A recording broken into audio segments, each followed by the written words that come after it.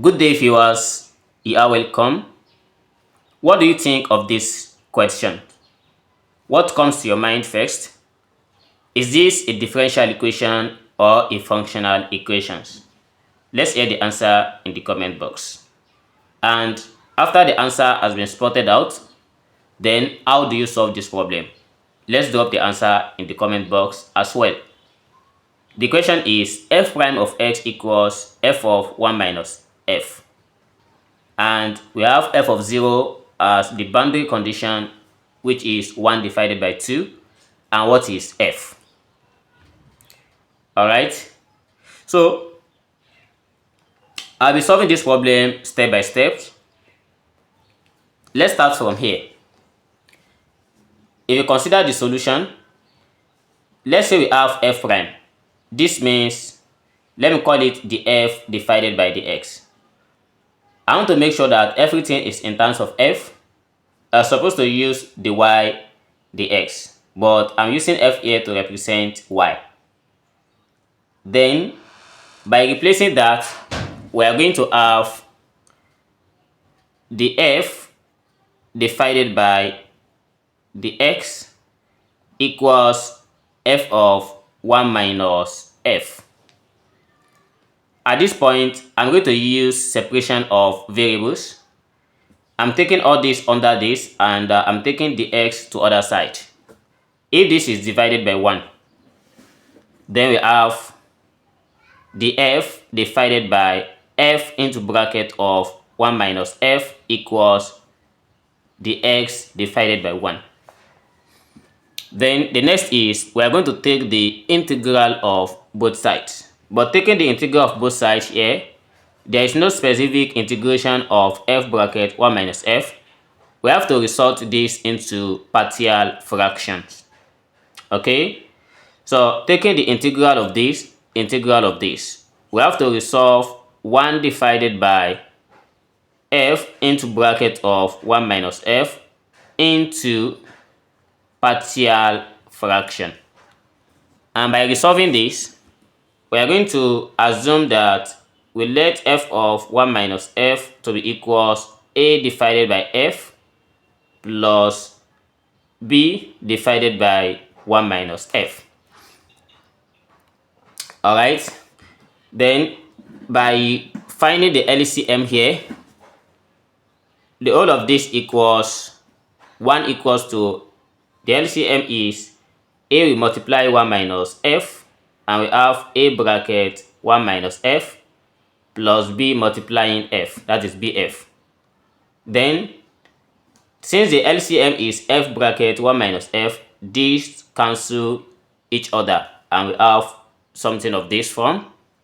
We need to know the value of a and b. So, to know the value of a, if I set f here to be equal to 0, then this becomes 0, and this becomes 1 minus 0, that is 1, multiplied by a, showing that a here equals 1. So, since a here equals to 1, then to get b, we have to substitute back. Then we have 1 equals 1 bracket 1 minus f plus bf. And if you want to know the value of b here, I'm going to let f here equals to 0. I'm going to let f equals to 1. And if f here equals to 1, we are going to have 1 equals 1 bracket 1 minus 1 plus b. So the whole of this becomes 0, and also the value of b here also equals 1. If b equals to 1, we then substitute. Therefore, 1 divided by f into bracket of 1 minus f. This gives us 1 divided by f plus 1 divided by 1 minus f. So this is now what we are going to integrate. This is very easy to integrate compared with this one. So let's try to take this thing back. This implies that integral of all this. That is, we integrate 1 divided by f, and that gives us ln f. Then we integrate 1 over 1 minus f, that gives us minus ln 1 minus f. So we put this in absolute because natural logarithm can never be, we cannot get negative values there, so we have to put this in absolute. Then equals to, we integrate the x, and that gives us x plus constant. So applying the rule of logarithm here, so this is negative, we have it as division. This is f divided by 1 minus f equals x plus c. We need f. We have to take the exponent of both sides, that is exponential of all this.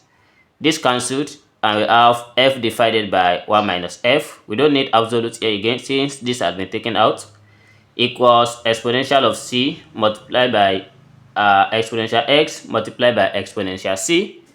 If exponential c is constant, we can let it to be a, and therefore we have f divided by 1 minus f equals a exponential of x. We have to make f the subject of the formula.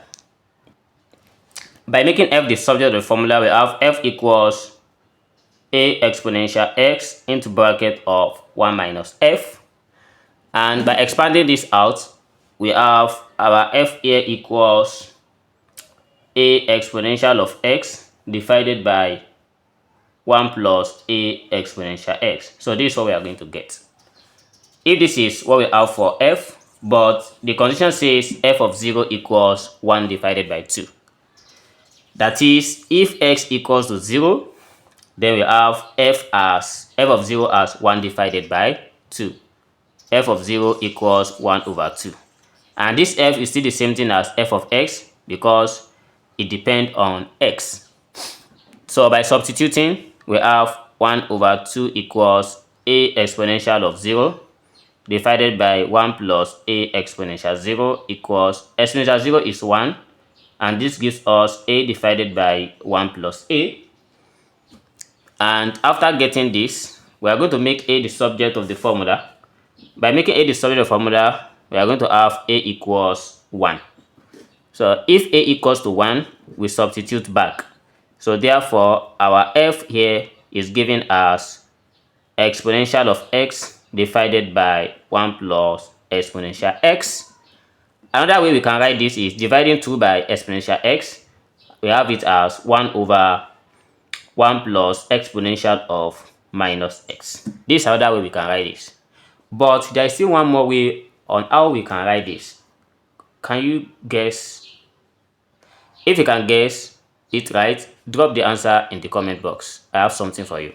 See you in the next video. Never stop learning. Bye bye.